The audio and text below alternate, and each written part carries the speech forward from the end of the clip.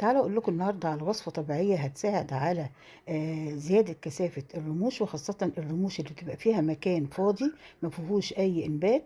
وكمان مكان الحواجب برضو بيبقى فيها أماكن فارغة من الشعر.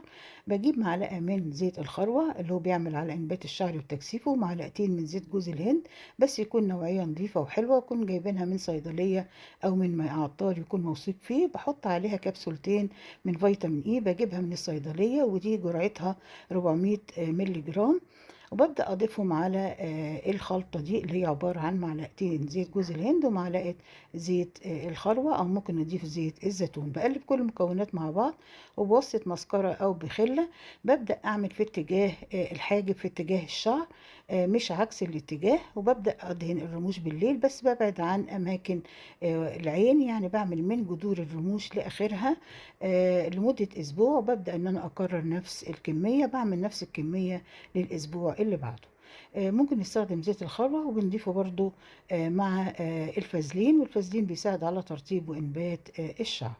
برضو هنا القرنفل بيساعد على تكثيف الحواجب، زي ما انتم شايفين لما بسيحه على النار بيطلع منه المادة السوداء دي اللي بتعمل على إنبات الشعر وتكثيفه. بعملها على الحواجب، ممكن أعملها لوحدها، وممكن ان انا بعمل كمية كبيرة. ببدأ ان انا اخد الجزء الامامي من القرنفل، وابدأ اضيف عليه بعد طحنه او تسييحه على النار في طاسة. باخد اول ما بتسخن ببدأ ان انا اشيل الجزء الامامي ده، وابدأ ان انا اضيف عليه زيت زيتون او زيت جوز الهند او زيت الخروة، وادهن بيه الحواجب بالليل قبل النوم.